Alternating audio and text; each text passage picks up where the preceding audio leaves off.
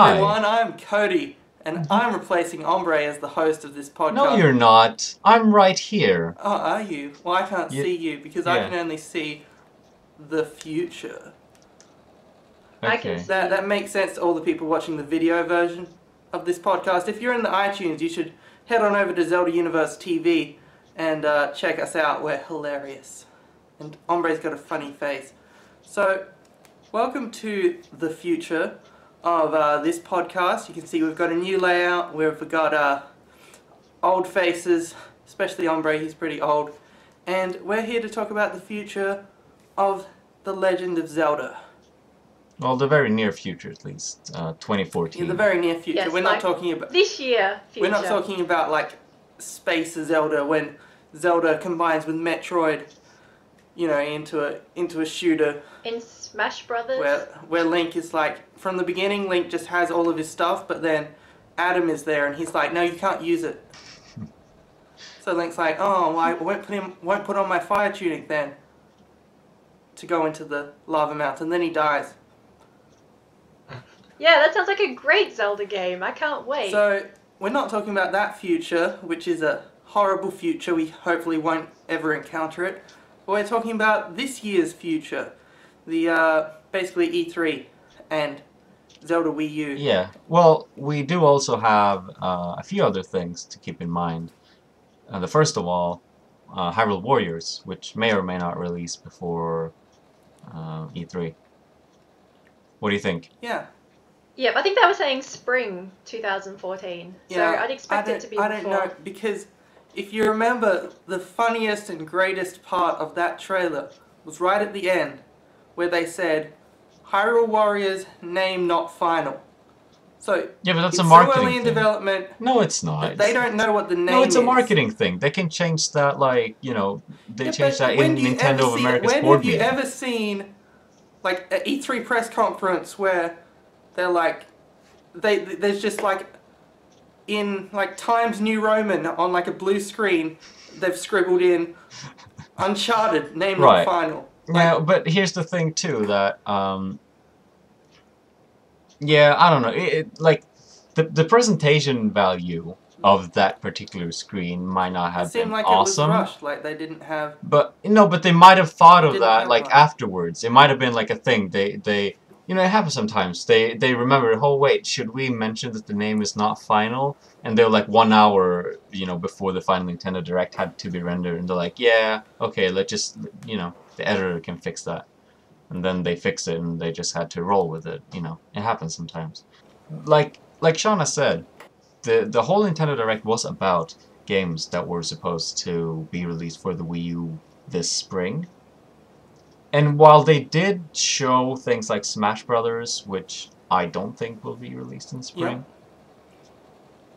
I do think that it won't be a holiday title. I don't think it will be that long. Yeah, and I don't think the title of the game itself is really going to affect when the game launches. Yeah. I mean, oh no, we can't decide on the title. Should we Like wait it seemed 2 like a more partially months? finished product. Like if they had it ready to go and they're just waiting for a good time to release it, it would have a name. Well, here's the thing, though. I mean, the game or the trailer was probably running of a stable earlier build. Yeah, and I think we discussed that during the Hyrule Warriors podcast as well. So if you haven't listened to that one, go check it out. But yeah, it definitely looked like it was still a development build. It wasn't final. Right, but so that what that means is that what they showed wasn't everything they had back a month ago. I mean, that wasn't the game as it looked a month ago. It might be the game as it looked back in, you know, October or August or something like that, whenever they decided, okay, let's make a stable build that won't glitch out all over the place, let's make a trailer. Yeah, who knows, like, I'm not sure, since that podcast, have you learned much more about Dynasty Warriors? No, No. nothing actually. No research? Because Okay, well, no, we'll we move on thought to a topic that we thought who somebody needs knows research? something about. No, but actually, you know what? Everyone, like people on the YouTube comments, have been very helpful. Isn't that like a great thing? Helpful YouTube comments. I love the YouTube comments. Die in a fire, you nerds. That Yeah, No no, need to but listen. you guys have all Ganondorf. been really great and pointing things out to us and like, oh hey, this is usually this thing and this is usually that thing. Some of you guys give us, you know, opposite things. Some guys say, oh, don't you know? That's this meter. No, it's a this meter. And I'm like, okay, yeah, well. Right, but we know a bit more about about the trailer now. It seems like it's just it seems like it's just another Dynasty Warriors game. Like all of the bars and things, they're not particularly new for the series. Right. So, what's interesting that I heard pointed out by people in the comments was that Dynasty Warriors is famous for not having one main character, Right. but by having a huge playable list. Yeah. So, this means that it could be so many, you know, you could be Tingle, you could be the Moon, you know? Yeah. You probably won't be the Moon, but... I know that IGN just posted up most wanted character lists. If you see that, if you care about IGN, I know some people do.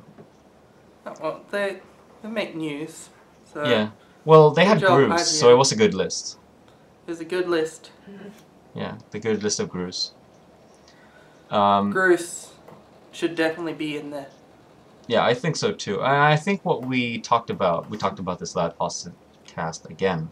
You know, if you're interested in Hyrule Warriors, go check out that podcast. But we talked about the possibility of having like different kind of types, like a heavy type, which would be like Bruce and Ganon, and a medium type, which would be like maybe Link and Girahim, and then a magic and maybe they kind of stealth type. maybe they could brawl in some sort of arena. You know, and then we could introduce other characters like Sonic the Hedgehog or Mega Man. Or the Wii Fit trainer. And maybe it would be pretty super. They'd probably like smash each other all over the place. That'd be a good game. That sounds like a very good game, Cody. Sounds a little familiar. You're in luck. You are in luck. Another game is coming out, hopefully later this year, the next Super Smash Bros. And we've been getting some new Zelda news about it. And we're not just having one game, we're having two. One for the 3DS and one for the Wii U. I think there might be just versions of it as opposed to games. Yeah, they're essentially the same. There are minor differences between the two. So the stages and trophies, those are things we know will be different. And I think the music will be different too. Right, but in terms of the new news we know about it, so Princess Zelda has been confirmed for it, which, you know, that wasn't a surprise to everyone. Of course Princess Zelda's in the game. But what was interesting is that she seems to have some new moves, judging by a few photos that have been released by the official Smash Bros. Website.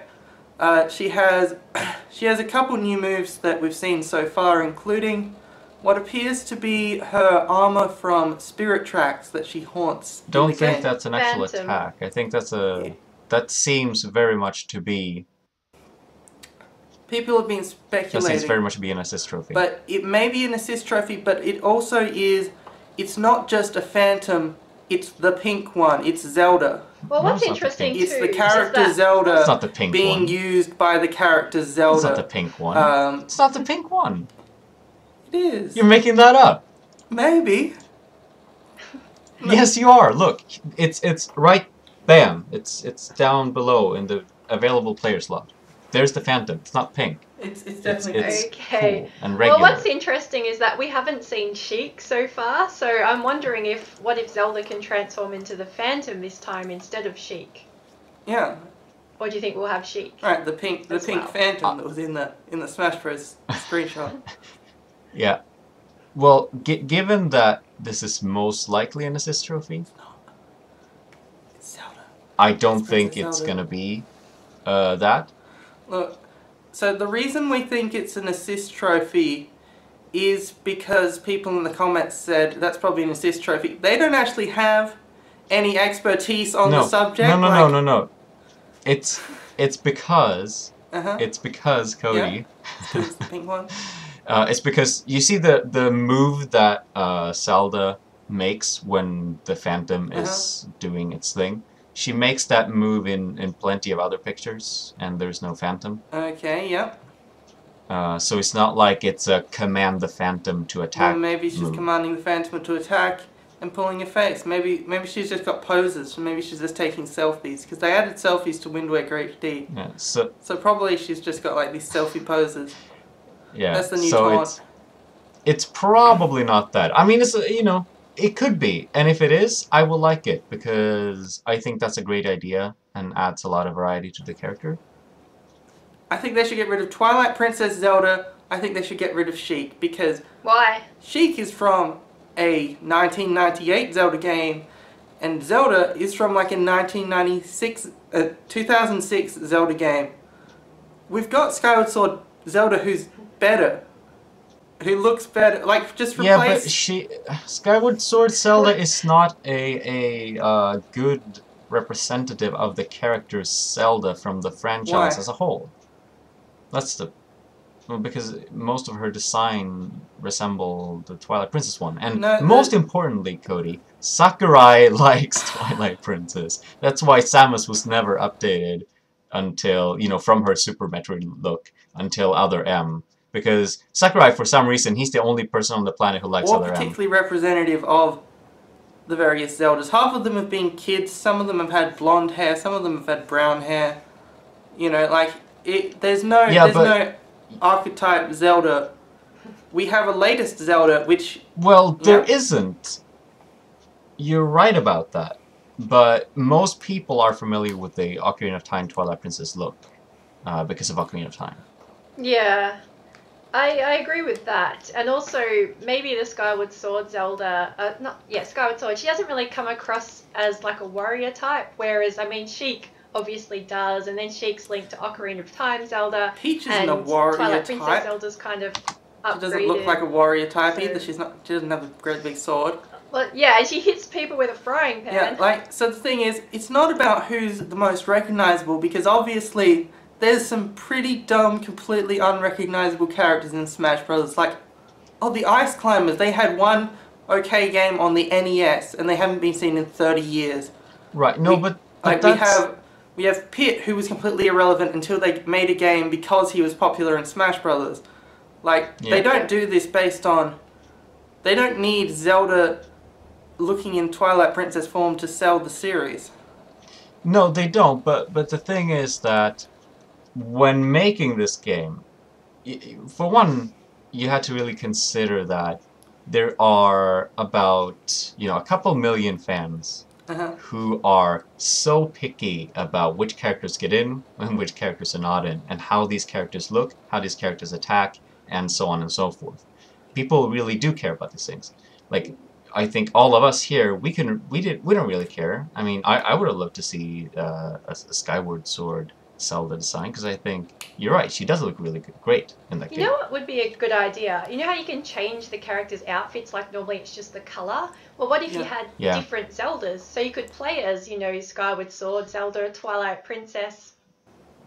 I know there are technical problems. There's technical problems. Not really. On the competitive Project scene, M did it. Frame by frame pixel stuff is super important. If one of the Zeldas was shorter or fatter than the other ones, that would affect its zone of hittiness. That's a term I just made up. It's a technical term. It's hitbox. And this sort of thing. So it's not quite... You can do color changes, but it gets more complicated when you're changing. Oh, I know that, yeah. No, but not a whole lot. Idea. No, not a whole lot more complicated, because their hitbox wouldn't change. Smash Bros. Fans make everything complicated. Yeah, but actually, if the hitbox didn't change, but the character was shorter, and say there's an obvious gap, say you hit them on top of the head, but it visually doesn't hit the head, then people are going to complain about that too. Hey, why did I get hit? Obviously it missed. That's not fair. Yeah. No, but look at Wario in Brawl. They added tribute. Wario in Brawl had different outfits, and Project M, which is a fan mod of Brawl, had multiple new suits and stuff like that, special sort of outfits. Yeah, they can do it. They can do outfit changes, and it would be nice. And they already do it to an extent. So then you might be seeing more of it, more customization, maybe you can just customize your own Zelda and just draw a mustache on her, and cool. like Wah Zelda. Yeah. That's a new character. Yeah.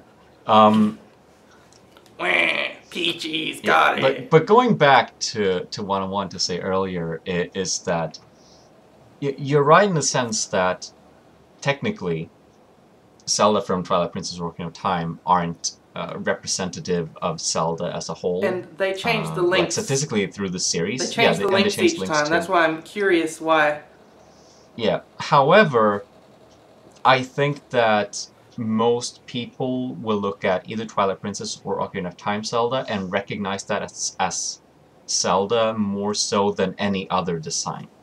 And that's why they chose to include that one, because it's the most recognizable one. It's kind of the same thing with Ganondorf, why he is in his Ocarina of Time / Twilight Princess form and not his Wind Waker form, although I would love it if he was in Wind Waker form. He's the best in the Wind Waker. That's the coolest form of Ganondorf. I want him in his pig form. Yeah, or pig form, right. But then he would probably be a completely different character. Even then, I mean, right now, as he's playing, he might as well or what be about a his Captain CDI Falcon form? skin. Maybe those will be the new unlockables. It's the king. Then we need to have the and king as well. He shouts "my boy," and then the words fill up the screen and push people off the stage. Yeah, that's a great final smash. Yeah. But actually, have we had Ganondorf confirmed for this new Smash Not Brothers yet, no. So what were you talking about then? Because the reason he was Twilight Princess Ganondorf in Brawl was because that was made in like 2008. So we don't know what Ganondorf's going to look like in this one. He could be Wind Waker HD Ganondorf. They might replace him with Demise. No, I don't think they're going to do that. If they had gone with Skyward Sword Zelda, then I think that might have been a real possibility. It might have some sort of representation. I mean, because they've replaced Toon Link with New Toon Link. No, that's no. Yep, that's fact. That's Toon Link. No, so they've stuck to and Link looks a bit different. He doesn't look exactly like he did in Twilight Princess, but he's kind of close. Right. But yeah, Zelda is very similar to a Twilight Princess form, and therefore I think Ganon is also going to be his Twilight Princess form. And I don't really care what he's going to look like. I just care. Come on, can you give him a new moveset? Yeah, his own moveset already. Bizarre. It's been 2 games. It's bizarre that he's a clone of Captain Falcon of all people. Like. I know, especially because Captain Falcon has some pretty weird moves. Yeah, no, I bought it like. That he likes. It was okay for Melee, right? Yeah. In Melee, I was okay with it. You know, fine, he's an additional character. Yeah, they probably just add pushed him in late. at the end and stuck Captain Falcon but for Brawl, on him. For Brawl, I thought it was unacceptable. Right, especially since, and in the competitive scene, Ganondorf, I believe, is rock bottom of the tier list. Like, he's just unusable in competitive matches. Because he's just a slow version of Captain Falcon. And Captain Falcon's only benefit is his speed. Yeah. So it's basically like if you're not playing with 5 seconds of lag, you can always avoid his 5-second wind-up punch. Yeah. So I don't replace him with Lord Girahim because he's got style. No, don't He's got diamonds. Can we just add? I want Ganondorf in my Smash Brother. Can we just add Lord Girahim? I don't want fake Captain Falcon in my Smash Brothers. No, but I mean, they should give Ganondorf his new moveset. If he doesn't yell, "Show me your moves," then there's no point to playing him. Yeah, well, hopefully he won't be this time. Because here's the thing, right? We don't really have a lot of heavy swordsmen. I mean, we had Ike, but he might be replaced. And maybe with another heavy swordsman from Fire Emblem? I don't know. Who's the, like, Bronk, or whatever his name is? Who's the final? What?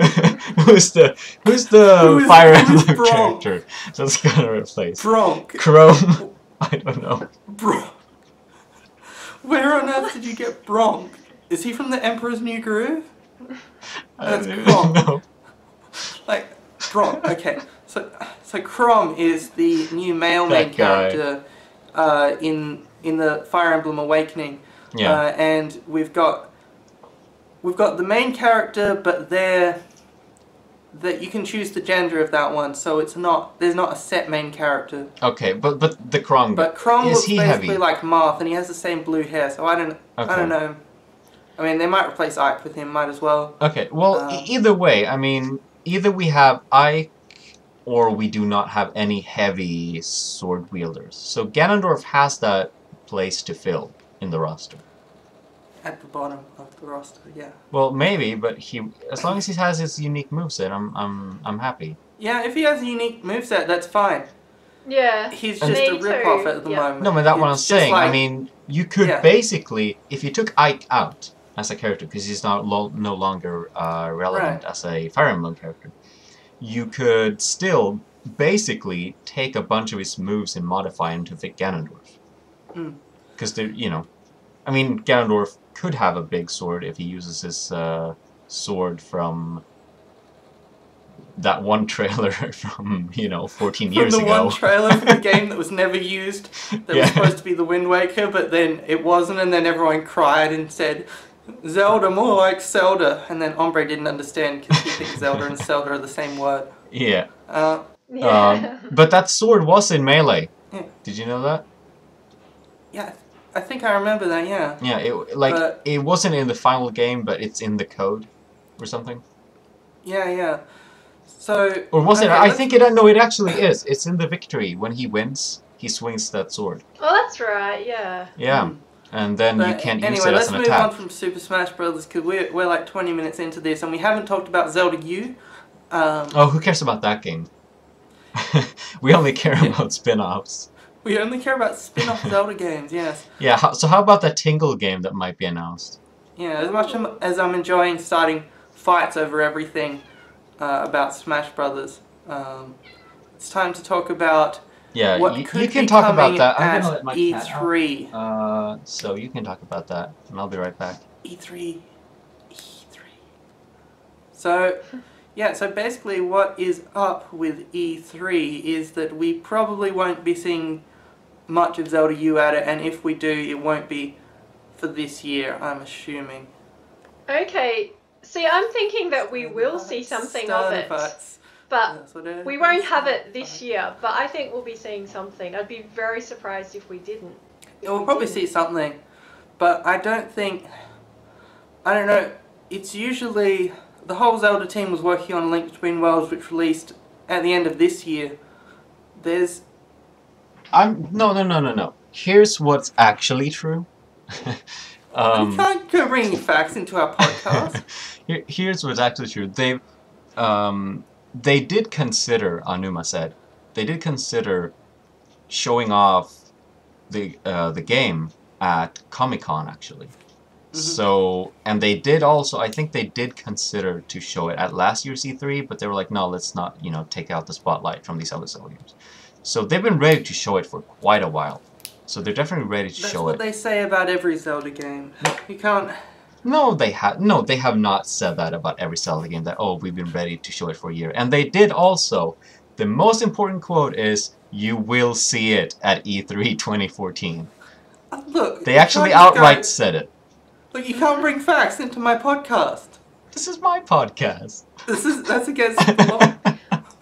Well, we do know that Nintendo have been waiting longer into the development cycle before unveiling the games. Especially after Twilight Princess, where we had, was it 4 E3s? 3 or 4, where we saw bits and pieces, but it kept being delayed. So, yeah, that's the thing. As you remember from the last Zelda game released, Pikmin 3, they've said that, Pikmin 3 was meant to be at like 2005, and then they kept delaying it. And so they did the same with Twilight Princess.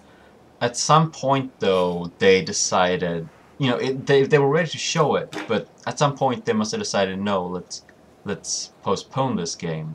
Right, so we can for add the Wii U. The Zelda armor, the pink one, to Smash Brothers. Yeah. Because that's what's in it. Yes. So, okay, so you think that... Okay, it will probably get shown at E3 because they usually show Zelda at E3. They don't usually leave that kind of big announcement to a Nintendo Direct. So it's probably going to be at E3 if it's anywhere. And well, I think Nintendo need to show some big titles for the Wii U at this point in time as well. So I think, E3 is definitely the best time for them to do it.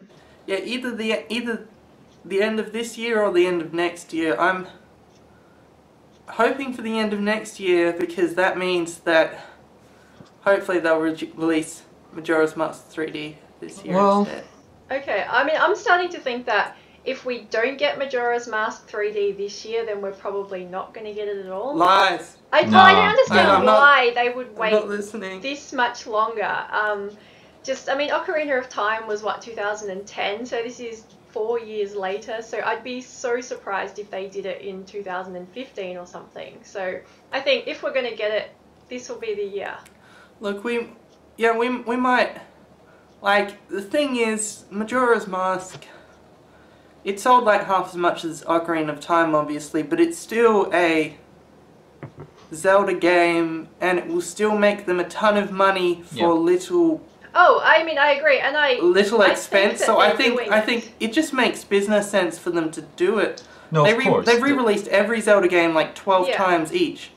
Like, they love re-releasing things, because then they can rake in more money. Yeah, no, I think... business. I think they're definitely gonna do it, and all the quotes and signs hinted to the fact that they are. We're just speculating about when. And personally, I don't think it's gonna be this year. I think that they're gonna wait till the end of the 3DS life cycle. Okay, what, in order to make like a last-minute ditch for sales of the 3DS itself? Yeah, basically. I think they want to because it will still move units. It'll still be a big game because it's a Zelda game.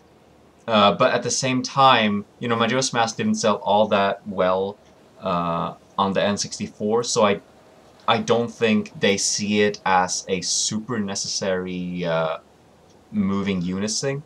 So I think what they're gonna do is... What do you think about all the fan demand for it this time? Right. The thing is, well, it's not super big units, but it's a profit. It's no, of course it's a profit. It's going to be a profit. Of course, and it's a Zelda game, so it's going to be big. It's not going to be monumental like A Link Between Worlds. And even if it wasn't big, even if it sold like 30 copies, it's basically... They just need the source code they already have from Ocarina of Time. That's how they made Majora's Mask in the first place, is they pumped it out in a year by using all the resources that were already there. So it's not a hard game to make when you have Ocarina of Time 3D. Right, no, it's going to be profitable for them to make, and it's going to be a big game. But what I'm saying is it's not going to be a monumental big game like A Link Between Worlds was. So that's why I think they're going to push it out towards the end of the console's life cycle, just like they did with the N64 and the original Majora's Mask. So that a lot of people will still pick up the game for their 3DS, and they, you know, as the console gets old, they'll start playing their 3DS again, maybe people who haven't been playing it for a year or two, and they're gonna use it as a kind of a last push for the 3DS console before the 4DS comes out. Yep. The fourth dimension is known as time, and we're out of it. We will end this podcast for now, and we will see you next time. Yep. I hope you enjoyed it. Okay, well, let us know what you guys are expecting to see this year in Zelda. You can reply to the comments, of course. But thank you for listening and watching for those on YouTube. And we'll be back in 2 weeks. Yeah. Over and out. Yep.